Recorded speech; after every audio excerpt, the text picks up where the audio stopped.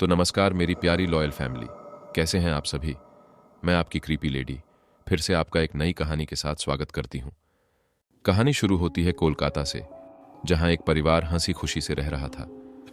अचानक उनकी जिंदगी में एक ऐसा हादसा हुआ जिसने पूरे परिवार को तहस नहस कर दिया। बात सन 1945 की है। एक परिवार जिसमें राजेश, उसकी पत्नी कविता और 2 बच्चे रोहन और पिंकी रहते थे। बहुत ही खुशहाल परिवार था।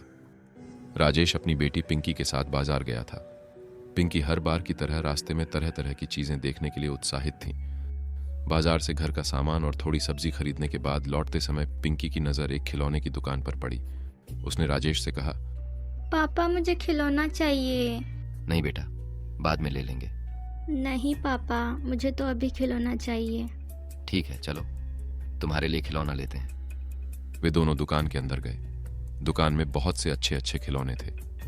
राजेश ने पिंकी से कहा, बेटा पसंद कर लो, कौन सा खिलौना चाहिए तुम्हें। पिंकी को समझ नहीं आ रहा था कि कौन सा खिलौना ले, क्योंकि सभी खिलौने बहुत प्यारे थे। तभी पिंकी की नजर एक ऐसी गुड़िया पर गई जो बाकी खिलौनों से अलग रखी थी। ऐसा लग रहा था कि किसी कारण से उसे अलग रखा हो। पिंकी ने कहा, पापा मुझे ये वाला खिलौना चाहिए। दुकानदार बोला, भाई साहब ये खिलौना बेचने के लिए नहीं है। नहीं पापा। पिंकी के बहुत जिद करने पर दुकानदार ने वो खिलौना पिंकी को दे दिया। पिंकी बहुत खुश हो गई और वे दोनों घर आ गए। घर पहुंचते ही पिंकी खिलौने से खेलने लगी। उसकी खुशी देखकर कविता और रोहन भी मुस्कुरा दिए। रात का खाना तैयार था, लेकिन पिंकी खेल में इतनी मग्न थी कि खाना खाने को तैयार नहीं थी। कविता ने थोड़ा सख्ती से कहा, पिंकी पहले खाना खाओ। पिंकी ने आखिरकार खाना खा लिया।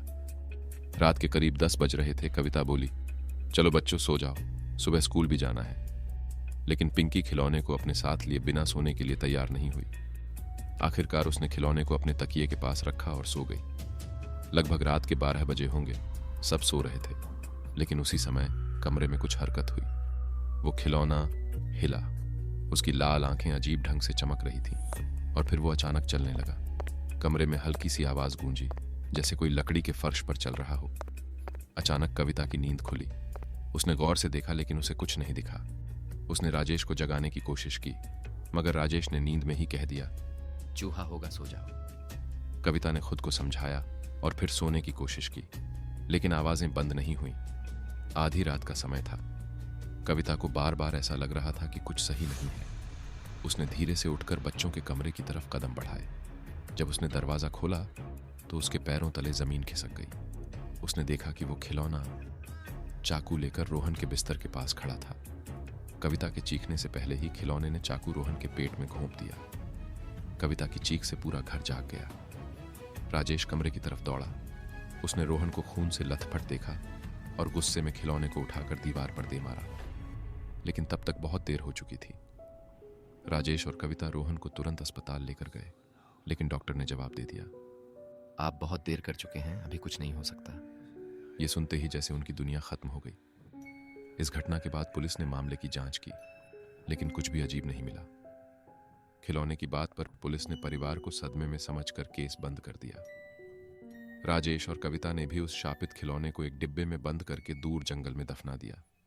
उन्हें लगा कि शायद अब सब कुछ सामान्य हो जाएगा।